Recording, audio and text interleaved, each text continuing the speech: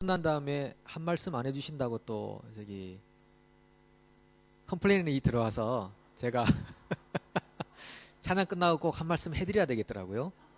지난번에 안 하고 지나갔더니만 왜 한 말씀 안 해주시냐고 그래가지고 이거 굉장히 예민하신 그래서 이제 한 말씀 드렸습니다.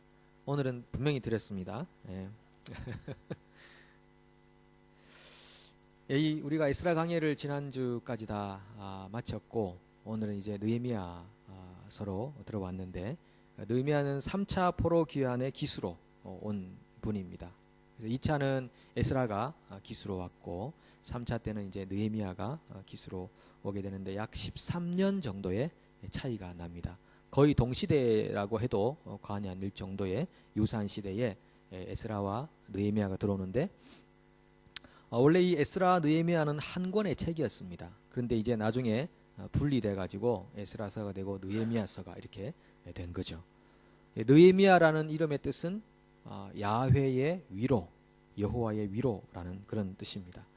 기록 연대는 BC 한 421년에서 400년 정도 사이, 그 3차 포로 귀환이 445년 정도였으니까 3차 포로 귀환 이후에 아마 이 성경을 기록하지 않았나 해서 421년에서 400년 사이에 느헤미야서가 기록되었을 것이다. 그러니까 지금부터 한 2400년 전이니까, 2400년 좀 되죠. 전이니까 굉장히 오래전의 이야기인데, 이 생명의 말씀, 성경이 얼마나 진리의 말씀이고 하나님의 영감으로 기록되었는지 2000년 이상을 거슬러 내려오고 와도 또 우리에게 여전히 생명의 말씀, 우리의 영혼을 살리는 그런 말씀이란 것에 또 감격하지 않을 수가 없습니다. 이 느헤미야는 평범한 유대인 중에 한 사람입니다. 원래 유대인들은 제사장 가문이 얼마나 중요합니까? 리더가 되려면 이 제사장들, 종교 분리가 되어 있지 않은 그런 사회이기 때문에 제사장들이 거의 나라의 리더고, 그 가문에 속하면은 굉장히 영광스러운 그런 가문이 되는데, 에스라는 제사장이었고 학사였기 때문에 굉장히 지체 높은 분이었습니다. 그런데 느헤미야는 그냥 평범한 유대인이다라고 생각하시면 되겠습니다. 그런데 이 느헤미야는 페르시아의 정치 무대에서 활동했던 그런 사람이었는데, 뭐 직책으로는 좀 높은 위치였지만은 유대인들로 봐서는 그렇게 중요한 직책을 맡고 있는 직위는 아니었죠. 그런데 하나님께 헌신된 사람이라면 아무리 평범한 사람이라도 정말 하나님의 귀중한 사역을 일으킬 수 있는 그런 존재가 되는 것입니다. 직분이나 직위가 아무것도 아니라는 것이죠. 목사인들 뭘 하겠으며 장로인들 뭐 하겠습니까? 하나님 앞에 헌신되어 있지 않으면 쓸모없는 직분이 될 수밖에 없는 것입니다. 잘못하면 사람이 세워놓은 제도라는 것 안에서 허울 좋은 명목으로 자리할 수밖에 없는 것이라는 것이죠. 중요한 것은 우리가 직책이나 직분이 절대 아니라는 것입니다. 중요한 것은 우리가 하나님께 헌신되어 있느냐 있지 않느냐, 하나님은 그거를 보시면서 우리 인생을 판단하고 평가하신다라는 것입니다. 그래서 느헤미야는 정말 아무런 직분 없는 그런 유대 사회에서는 별 의미 없는 그런 사람이었을지 몰라도 그는 하나님께 헌신된 사람이어서 정말 영적인 지도자의 역할을 감당하게 됐다는 것입니다. 저는 오늘날에도 교회의 지도자가 누구며 민족의 지도자가 누구냐, 영적인 공동체의 지도자가 누구냐, 그것은 하나님 앞에 헌신된 사람입니다. 겉으로 볼 때는 지도자라는 이름을 가진 사람들이 있지만은 하나님께 헌신되어 있지 않으면요 지도자라고 말할 수가 없는 것입니다. 예수님께서 오셔서 얼마나 그 당시 유대 사회의 지도자라는 이름을 가진 사람들을 질책하고 책망하셨습니까? 그 직책과 직분에 스스로 속아 살아가는 그런 위험성을 가지고 있고, 중요한 것은 그 당시에도 정말 가난한 한 남편 잃은 과부의 인생을 살았지만은 하나님의 나라를 기다리며 헌신했던 그런 사람들의 삶의 자세를 통하여 세상 안에 하나님의 나라가 도래하게 되었다는 것이거든요. 그러니까 오늘날에도 우리가 이 직제와 직분이라는 이 위험성, 이것이 가져오는 잘못된 그 위기를 벗어나기 위해서는 어떤 직분에 속하든 우리가 하나님께 헌신하는 삶을 살아야 되겠다. 이것이 정말로 중요한 교훈이 되는 것입니다.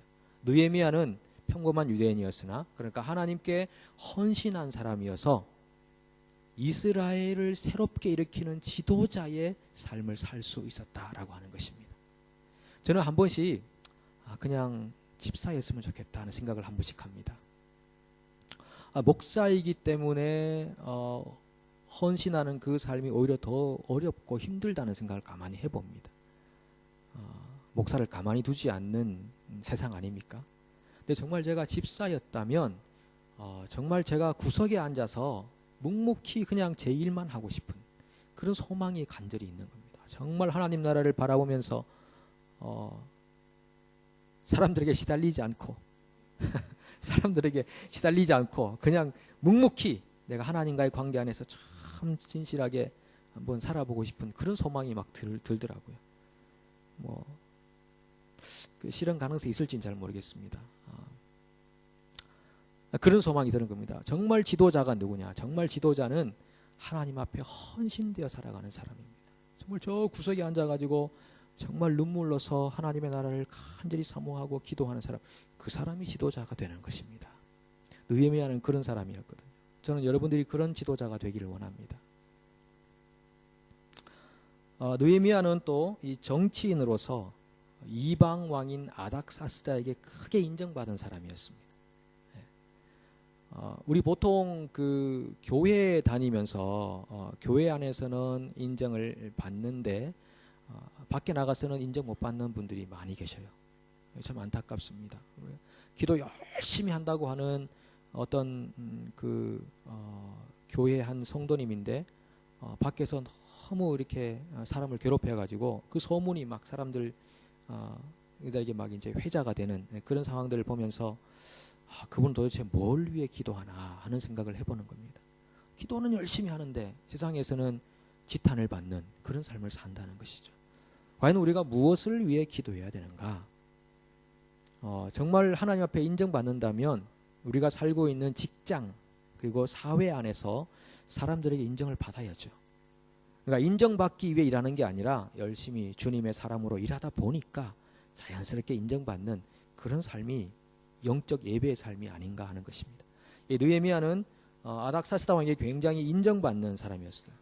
역사가인 헤로도투스에 의하면은 그 당시에 왕에게 가장 인정받는 사람은 두 사람인데 왕비하고 술 맡은 관원입니다. 이 느헤미야는 왕의 술을 맡은 관원이었다고 그랬죠. 왜냐하면 술 맡은 관원은 왕을 해치려면 쉽게 해칠 수 있습니다. 독을 탈 수 있지 않습니까? 그래서 정말 총애를 받고 신뢰를 받는 사람이 아니면은 술 맡은 관원이 될 수가 없습니다. 그런데 이 느헤미야는 왕에게 총애를 받고 술 맡은 관원이 됐어요. 저는 우리 이 땅의 크리스찬들이 정말 살아가야 되는 영성의 실천 장소가 바로 우리가 살고 있는 세상이라고 저는 믿고 있고 그렇게 목회하고 있습니다. 우리가 기도 열심히 해야 되고요. 말씀 열심히 봐야 되죠. 그런데 말씀 통독 100번 했습니다. 그거 어쩌라는 겁니까? 100번 해서 그래서 드디어 세상 가운데 실현되고 있는 하나님의 나라는 뭐냐는 겁니다. 우리는 주로 뭘 했다, 뭘 많이 활동했다, 혹은 뭘 1시간, 10시간을 금식하고 100번 이렇게 했다고 하지만은 과연 그렇게 해서 나타나고는 열매는 뭐냐는 것입니다.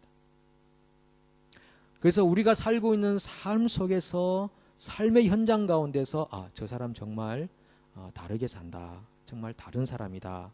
저 사람 정말 하나님의 영에 감동된 사람 같다라고 하는 그런 인정을 받아야 정말 진정한 기도와 진정한 성경 통독과 신앙의 행위를 하는 사람이 아니겠냐는 것입니다. 그렇지 않으면은 그냥 종교적 활동 안에 자기 스스로를 속이며 살아가는 것입니다. 나는 많이 기도했고 나는 성경 100번 읽었고 이러면서 그것을 스스로를 위로받아 살지만은 실제로 삶 속에서는 사람들에게 손가락질 당한다면 그건 정말 안타까운 신앙에 굴레받게 되지 않는 것입니다. 느헤미야는 그런 사람이 아니었습니다. 정말 그 속에 하나님을 향한 헌신이 있는 사람이었으면서 세상 가운데서 자기의 직장 아닙니까? 이 왕궁이라는 것은 직장 속에서 상사에게 직장의 리더에게 정말 인정받는 그런 사람이었다는 것을 기억할 필요가 있는 것입니다. 그런데 한 번은 이 느헤미야의 형제인 하난이라는 사람이 있는데 이 사람이 예루살렘을 한번 이렇게 여행을 갔다 왔는지 한번 탐방을 갔다 왔습니다. 갔다 와서 이제 느헤미야를 만나는데 이 느헤미야가 묻습니다. 저기 가보니까 예루살렘이 좀 어떻더냐고. 그러니까 이 하나니가 아유 말도 마십시오. 지금 뭐 성은 파괴되고 성문은 불타버렸고 뭐 말도 아닙니다. 그러니까 이 예루살렘 성의 하드웨어도 다 망가졌고요. 그리고 정신적인 이 소프트웨어 이것도 다 망가졌습니다. 사람들이 통혼을 하고 이방 여인들을 아내로 삼아가지고 며느리를 삼고 난리 났습니다. 이렇게 이제 이런 말을 이 느헤미야가 듣게 됩니다. 너무너무 마음이 슬프고 아팠습니다. 그래서 그것은 곧 자기 동족이 환난을 당하고 능욕을 받고 있다고 생각했습니다. 그래서 느헤미야가 울기 시작했습니다. 자기 민족이 그렇게 살고 있다는 것에 대한 통곡이었습니다. 회개의 눈물, 그리고 안타까움의 눈물, 아픔의 눈물을 흘리기 시작했고 금식하면서 기도하기 시작했습니다. 그래서 오늘은 느헤미야 1장을 나누는데 1장에 보면 느헤미야가 했던 기도의 몇 가지 특징들이 있습니다. 보면은 느헤미야가 했던 기도 중에서 먼저 하나님을 부를 때 어떻게 부르는가 하는 그런 부분들에서 특징이 하나 있습니다. 어떻게 부르냐면 하늘의 하나님 여호와 크고 두려우신 하나님이여 라고 그렇게 부르는 것을 봅니다. 하늘의 하나님 크고 두려우신 하나님. 여러분 하나님의 이름을 부를 때 어떻게 부르십니까? 뭐 사랑의 하나님, 뭐 거룩의 하나님, 진리의 하나님, 뭐 공의의 하나님 많이 찾지 않습니까? 보면은 뭐 자기가 직면하고 있는 삶의 문제와 많이 연관성이 있게 하나님의 이름을 부르는 경우가 있습니다. 뭐 다 또 하나님께서 기뻐하실 이름들이죠. 그런데 구약 성경에 나오는 선지자들이나 또 이 신앙의 선조들, 족장들이나 이런 분들이 불렀던 이름 중에서 많이 등장한 이름이 뭐냐 하면은 크고 두려우신 하나님, 크고 위대한 하나님, The Most High God이라는 이름이 많이 등장합니다. 창세기 14장에도 이렇게 나오고요. 그리고 시편에도 많이 나오고 특별히 다니엘서에 보면은 13번이나 The Most High God, 지극히 높으신 하나님으로 이렇게 많이 나타납니다. 그것은 뭐냐면 그 당시에 많은 우상들, 이방 신들이 많이 존재했었는데 그 이방 신들은 헛된 신들이다. 그 신들이 인간을 생사화복을 주관할 수 있는 인간들이 아니다 하는 뜻에서 크고 두려우신 하나님, 지극히 크신 하나님으로 불렀고, 그리고 하나님은 인간과 다르다는 차원에서의 지극히 크신 하나님이 되시는 것입니다. 요즘 신약시대에 들어와서 우리가 하나님을 찾고 부를 때 굉장히 친밀하고 가깝게 부르는 것은 좋지만은 정말 하나님에 대한 경외심이 없는 호칭은 정말 위험한 호칭이 될 수밖에 없습니다. 하나님에 대한 경외심을 가진 그 호칭이 바로 위대하고 크고 두려우신 하나님이라는 것이죠. 우리의 마음에 먼저 회복돼야 되는 것은요, 하나님에 대한 경외심입니다. 하나님을 두려워하는 마음이 사람들에게 필요합니다. 근데 너무나 사랑을 빙자한, 가장한 그런 하나님에 대한 너무 버릇없는, 하나님을 너무나 소홀하게 대하는, 하나님을 마치 눈가림으로 속이려고 하는 그런 가볍게 하나님을 대하는 일이 우리에게 얼마나 많이 있는가. 이 시대에 정말 우리가 회복해야 될 내용 중에 하나는 하나님을 두려워하는 마음이 우리에게 있어야 한다고 하는 것입니다. 느헤미야는 그렇게 하나님을 두려워하는 그러한 심정으로 여호와여 크고 두려우신 하나님이여 이렇게 부르며 기도하는 것을 보게 됩니다. 두 번째 특징은요, 동일시의 기도입니다. 동일시. 자기 백성들의 죄와 자기의 죄를 동일시하는 기도인데 6절을 보시면은 이제 종이 주의 종들은 이스라엘 자손을 위하여 주야로 기도하오며 우리 이스라엘 자손이 주께 범죄한 자들을 죄들을 자복하오니 주는 귀를 기울이시며 눈을 여시사 종의 기도를 들으시옵소서. 평범한 유대인 한 유대인에 불과한 한 사람이 기도하는 스케일을 보십시오. 여러분 너무 기도가 나하고는 너무 동떨어진 기도 같다고 생각할 수 있습니다. 평범한 유대인이면 그래 민족이야 뭐 어떻게 회파가 되든 뭐 안타깝긴 하지만 뭐 뭐 사람들이 알아서 잘 민족 일으키겠지, 이렇게 좀 그 수수방관할 수 있는 내용일 수도 있습니다. 평범한 유대인이면. 근데 이분은 그 민족의 아픔을 자기의 아픔으로 쓸어안고 기도하고 있는 그런 자세를 가지고 있는 것입니다.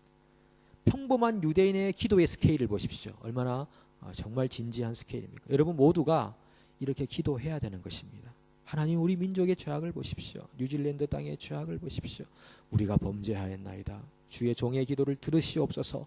이렇게 가슴을 치며 기도하는 사람들, 그 사람들이 바로 이 시대에 필요한 지도자들이라고 하는 것입니다. 하나님이 왜 그러한 지도자를 찾고 계십니까? 세워진 지도자가 아닌 것입니다. 정말 그것을 위하여 간절하게 기도하는, 민족의 아픔을 위해서 함께 동일시하며 기도하는 그런 사람들이 이 시대에 하나님께서 세우고자 하는 지도자의 모습이 되는 것입니다. 그럼 여러분, 이 이스라엘 백성이 도대체 어디에 실패를 했기에 이런 가슴 아픈 어떤 처절한 어떤 삶의 현장을 경험해야 하는가 하는 것입니다. 그들이 실패한 것은요, 7절에 있는 말씀입니다. 주를 향하여 크게 악을 행하여 주께서 주의 종 모세에게 명령하신 계명과 율례와 규례를 지키지 아니하였나이다. 결국 실패한 것은요, 계명 준수에 실패한 것입니다. 쉬운 말로 하면 말씀대로 안 산 겁니다. 여러분, 말씀 많이 들으시죠? 말씀 많이 읽으시죠? 여러분의 삶을 인도하는 말씀은 어디에 있습니까? 여러분의 삶을 진단해주는 말씀은 어디에 있습니까?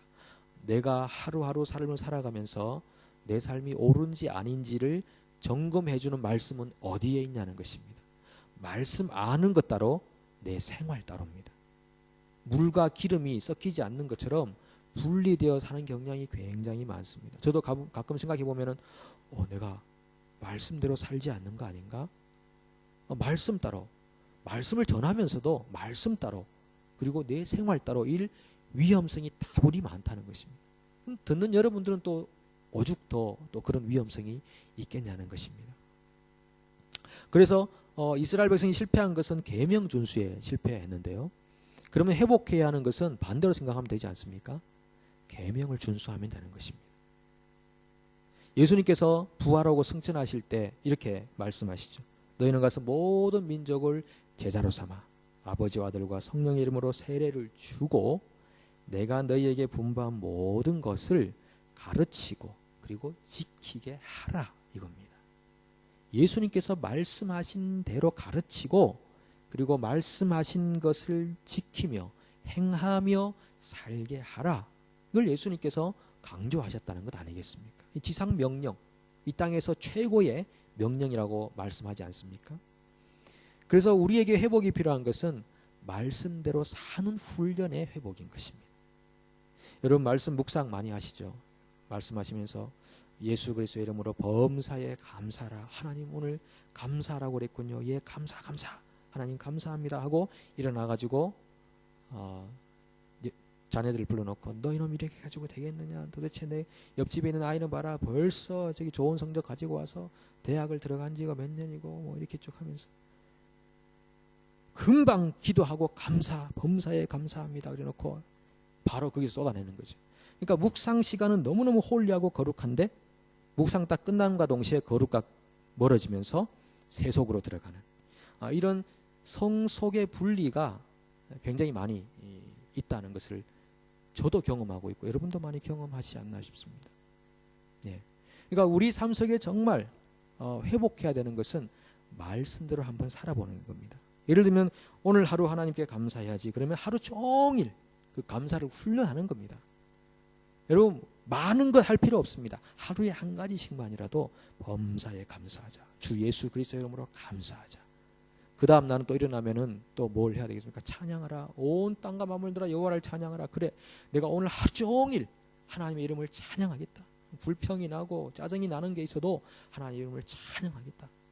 그렇게 해서 한 가지씩 내 인격과 삶을 다스려가고 변화시켜 가야 정말 하나님께서, 예수님께서 말씀하신 내가 분부한 모든 것을 가르쳐 지키게 하라, 그 명령이 우리 삶 가운데 이루어지는 거 아니겠습니까? 근데 그 훈련이 우리가 안 되니까 제자리 곰뱅이라고 말하지 않습니까? 10년 믿고 20년 믿고 30년 믿어도 형식은 그대로 가지고 있는데 삶의 내용은 변화가 안 돼. 이런 삶을 지속해서는 안 되겠다 생각합니다. 저는 요즘 가슴을 치고 통곡하는 것이 그것입니다. 하나님, 저도 변화가 안 되고 성도들도 변화가 안 됩니다. 이런 목회를 제가 계속 해야 되겠습니까? 언제까지 제가 이렇게 살아야 되겠습니까? 이런 막 가슴 아픈 일들이 참 많이 있는 것입니다. 우리 삶을 돌아봐야 된다라고 하는 것입니다. 비단 우리 교회만의 문제는 아닙니다. 제가 다른 목회자들을 만나봐도 가슴을 칩니다. 우리 각자의 변화되지 않는 삶을 위해서 가슴을 치지만은 교인들의 변화되지 않는 삶을 위해 가슴을 치는 겁니다. 그리고 진단을 해보는 겁니다. 도대체 어떻게 된 일이냐? 도대체 무엇 때문에 이렇게 변화가 되지 않는 건가? 무엇 때문에 계속 끊임없는 이 반복되는 죄의 현상들이 교회마다 일어나고 결국은 분열을 하고 깨어지고 상처를 받고 서로가 서로를 모독하고 죽이고 파괴하는 일들이 왜 교회 안에서 이렇게 지금도 이렇게 치열하게 벌어지고 있는가? 도대체 무슨 이유인가? 영적인 문제인가? 인격적인 문제인가? 훈련의 문제인가? 이런 일 때문에 우리가 목회자들이 모여서 성경 공부하면요, 굉장히 심각하게 대화하고 토론하는 것입니다. 우리 목회자들도 비과정을 같이 하고 있는데 하면서 굉장히 그런 진지한 토론들을 많이 하고 있습니다. 도대체 어떻게 된 것인가? 정말 우리가 하나님 말씀 따로 삶 따로가 아니라 말씀 하나라도 우리 삶 속에 좀 이루어지도록 그렇게 해서 신앙의 회복을 가져가는 것, 이것이 오늘 느헤미야가 우리에게 간곡하게 부탁하고 있는 그런 생명의 말씀인 것입니다. 세 번째 기도의 특징은요, 이 겸손의 기도입니다. 겸손의 기도. 11절을 보시면은 우리 11절 같이 한번 읽어보겠습니다. 주여 구하오니 귀를 기울이사 종의 기도와 주의 이름을 경외하기를 기뻐하는 종들의 기도를 들으시고 오늘 종이 형통하여 이 사람들 앞에서 은혜를 입게 하옵소서 하였나니 그때 내가 왕의 술 관원이 되었느니라. 여기 보시면요, 이 느헤미야의 기도의 독특한 특징 중에 하나가요, 종의 기도와 주의 이름을 경외하기를 기뻐하는 종들의 기도를 들으시고, 이 표현에서 어떤 게 있냐면은 느헤미야는 독선에 빠진 사람이 아니었다는 것입니다. 자기만 하나님 나 죽겠습니다. 왜 나만 이런 짐을 지고 가야 됩니까? 이런 영적인 고통을 왜 나 홀로 지고 가야 됩니까? 막 이렇게 스스로 자기 연민에 빠지지 않았다. 이것은요, 겸손했다는 것입니다. 엘리야가 그런 사람이었잖아요. 엘리야가 하나님 저만 남았습니다. 온 이스라엘 사람들이 전부 다 바알 우상을 섬기는 사람들이 다 되어버리고 오로지 나만 남았습니다 라고 자기 연민에 빠졌습니다. 이것은 독선에 가까운 것입니다. 하나님이 바알에게 무릎 꿇지 않은 7,000명의 사람들이 있다, 이렇게 말씀하지 않습니까? 여러분, 오늘날에도 세상이 다 타락하고요, 하나님의 사람들이라고 불리던 사람들이 정말 흐물흐물 세속인이 되어가는 것 같은 세상에서도 하나님께서 준비시켜 놓은 하나님의 사람들이 반드시 있습니다. 하나님의 사람들이 곳곳에 숨어 있습니다. 저는 그런 분들을 만날 때마다 새 힘을 얻습니다. 그래, 이런 분들 때문에 아직까지 소망이 있다. 정말 이렇게 영적으로 분별력이 있고 깨어있는 분들 때문에 아직 소망이 있다. 그런 마음을 가지는 7,000명의 사람들 있다는 것을 경험하게 됩니다. 여러분, 하나님은 우리를 위로하시는 분인 것을 알고 계십니까? 하나님 우리 정말 위로하시는 분이십니다. 하나님 우리를 홀로 탈진하도록 고독과 외로움 속에 살도록 내버려 두지 않으십니다. 하나님은 하나님의 사람들을 사용해서 하나님의 사람들을 위로해 주십니다. 이 고린도후서 1장에 보면요, 위로의 하나님에 대한 이야기가 잘 나오는데, 우리 앞에 스크린에 나오는 우리 고린도후서 1장 3절로 7절을 우리 다 같이 한번 읽어보겠습니다. 찬송하리로다.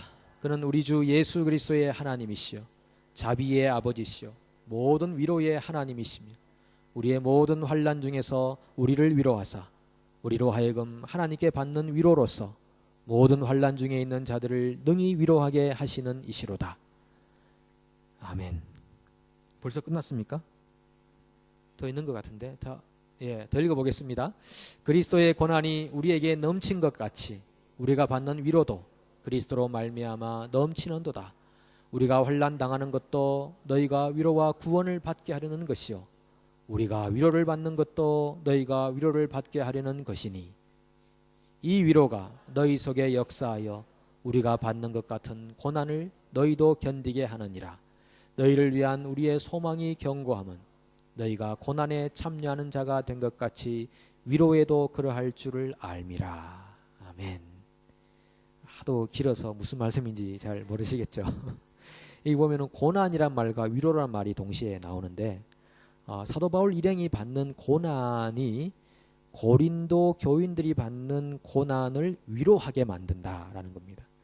이미 사도 바울 일행은 많은 고난을 경험했기 때문에 고린도 교인들이 받는 고난을 보면서 힘내십시오. 그 고난의 끝에 하나님의 영광과 기쁨을 주셨습니다. 우리도 그랬는데 여러분들에게도 그렇게 할 것입니다. 라고 고린도 교인들을 위로하고 있는 것입니다. 그래서 우리가 고난을 받아도 너희의 위로를 위한 것이고 우리가 위로를 받아도 너희의 위로를 위한 것이다. 이렇게 말하는 겁니다. 여러분 영적 공동체는요. 위로의 연합체입니다. 서로가 서로를 위로하는 연합체입니다. 내가 경험한 것들을 가지고 상대를 위로하고요. 상대가 경험한 영적인 경험들을 가지고 나를 위로해주고 서로가 서로를 위로해주는 영적 공동체가 바로 교회라고 하는 공동체인 거죠. 그래서 이 느헤미야는 자신과 또한 하나님을 경외하는 사람들을 동일시하면서 그 안에서 이미 스스로 위로를 받고 있는 모습을 보여주는 것입니다. 하나님 종의 기도를 들으시고 하나님을 경외하는 사람들의 기도를 들으시옵소서. 이 말은 하나님을 경외하는 종과 같은 사람들이 제가 있는 줄 알고 하나님 제가 새 힘을 얻나이다. 그러한 말과 동일하게 우리에게 들려오는 것입니다. 나 혼자다라고 할 때가 굉장히 위험한 순간이죠. 침울하게 되고요. 우울하게 되고 침통에 빠지는데 여러분 그렇지 않습니다. 여러분 그렇지 않습니다.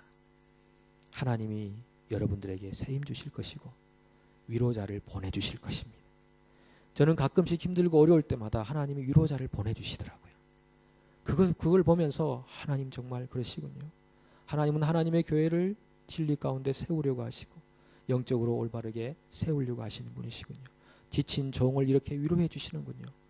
그런 걸 보면서 새 힘을 얻고 또 한 번 더 전진하고 또 한 번 더 성숙해지고 또 한 번 더 제가 성장하고 이런 것들을 경험하며 살고 있는 것이죠. 여러분의 삶에도 반드시 하나님께서 위로자를 예비해 놓으실 줄로 믿습니다. 느헤미야 기도의 마지막 특징은요. 형통을 구하는 목적입니다. 형통을 구하는 목적. 11장 중간에 보시면 오늘 종이 형통하여 이 사람들 앞에서 은혜를 입게 하옵소서 이렇게 말합니다. 형통을 구합니다. 형통하게 해주십시오. 여러분 그렇게 기도하십시오. 하나님 형통하게 해주십시오. 그런데 형통을 구하는 목적이 어디 있냐는 것입니다. 이 느헤미야는 하나님 앞에 형통을 구하는 목적이 자기의 일신의 안위를 위해서가 아니었고 조국의 영적 부흥을 위해서였습니다. 자신이 지금 왕에게 요청해서 조국으로 돌아가겠다고 얘기를 할 텐데 아닥사스다 왕이 저의 요구를 순적히 들어주게 하셔서 제가 고국에 잘 돌아가서 두 다리 뻗고 살겠나이다가 아니라 조국의 영적 부흥을 위해 제 고생을 다하겠나이다. 이런 목적으로 저를 형통하게 해주십시오 라고 기도하는 것입니다. 이 형통을 구하는 기도와 연관되는 시편 한 구절 찾아보는데 시편 67편입니다. 시편 67편 1절부터 3절 같이 한번 읽어보겠습니다. 하나님은 우리에게 은혜를 베푸사 복을 주시고 그의 얼굴빛을 우리에게 비추사 주의 도를 땅 위에 주의 고운을 모든 나라에게 알리소서. 하나님이여 민족들이 주를 찬송하게 하시며 모든 민족들이 주를 찬송하게 하소서. 6절과 7절도 한번 띄워주십시오. 땅이 그의 소산을 내어 주었으니 하나님 곧 우리 하나님이 우리에게 복을 주시리로다. 하나님이 우리에게 복을 주시리니 땅의 모든 끝이 하나님을 경외하리로다. 그 앞절 한번 띄워보십시오.